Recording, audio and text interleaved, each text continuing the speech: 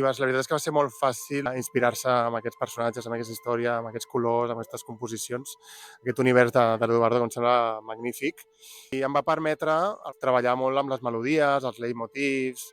Va ser combinar música més aviat ambiental, de terror, no? Combinada amb l'estil més clàssic, com podria ser època més romàntica. Doncs també vaig fer la música d'una pel·lícula que es diu La casa de los monstruos.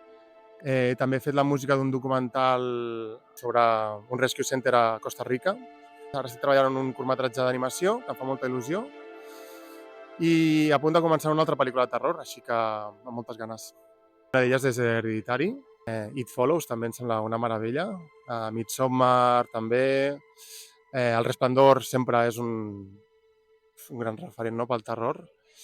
I Nosferatu a mi em va enamorar. Un cine molt creatiu, molt artístic, que el cine necessita més d'aquest tipus de pel·lícules.